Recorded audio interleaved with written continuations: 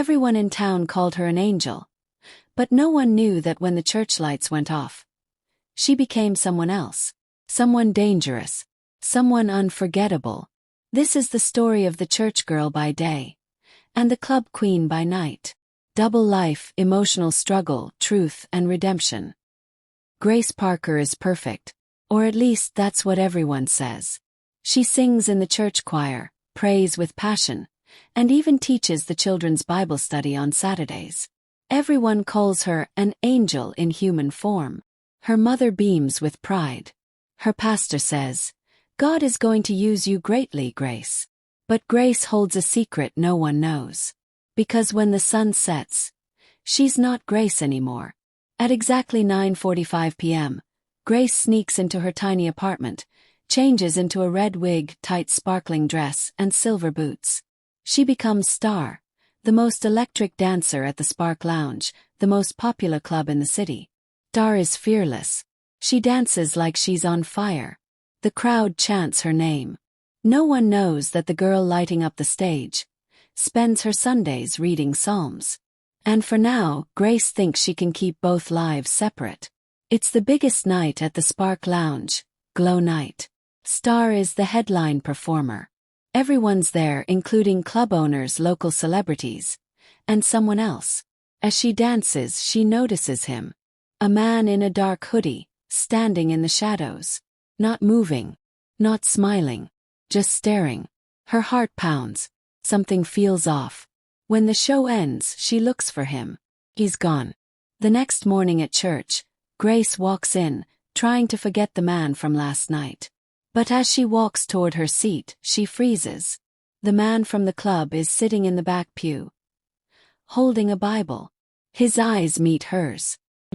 Teddy. After the service, he walks up to her. "You were beautiful up there," he says. "In both places." Grace stares, speechless. "I'm not here to hurt you," he whispers.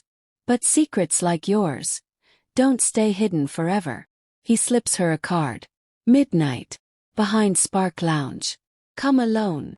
She almost doesn't go. Her hands tremble. Her mind spins. But something deeper, a feeling she can't explain, pulls her toward the alley. He's already there. He introduces himself as Cole. Says he once lived two lives just like her. He tells her the truth. If you live a double life for too long, one of them will destroy the other. Grace can barely breathe. He doesn't demand anything. He just leaves her with a choice. Decide who you really want to be, before the world decides for you. Days pass. She skips the club. Tries to live fully as Grace. But she feels empty. Like something's missing. She misses the music. The dancing. The lights. One night she sneaks back in. Not to dance but just to feel it. And the crowd notices her. They beg her to perform. She gives in. For 3 minutes she's Star again. Powerful, beautiful, untouchable. But when the lights fade, she feels nothing. She runs outside. Into the night. And cries like she never has before. Grace finds a letter taped to her door. It's from Cole. "I know it's hard. But you're not just Star and you're not just Grace. You're something more. Something deeper." He invites her to meet someone. His sister, who was also living a double life, but didn't survive it. She agrees. The story his sister tells her will shake Grace to her core. About drugs, addiction, losing herself in the life of lies. Grace realizes she's getting dangerously close to the same fate. Grace throws away the red wig, the boots, the dress, everything that made her Star. But she doesn't feel free. She feels lost. Who is she? If not the good girl everyone expects. If not the wild girl who dances. One night, she looks into the mirror and whispers, "I don't want to be two people anymore." And for the first time, she doesn't pray like a perfect church girl. She prays like a broken soul. Grace goes to the Spark Lounge one last time. This time not to perform, but to speak.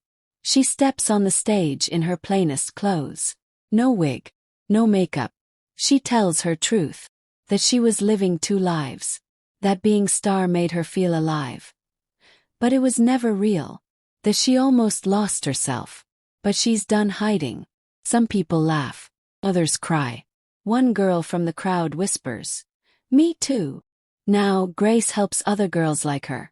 In churches, on the streets, even in clubs. She tells her story boldly. She sings louder than ever. Not because she's perfect, but because she's real. And sometimes the most powerful people are the ones who've lived through the most brokenness. The girl who used to dance under the neon lights now shines brighter than any spotlight ever could.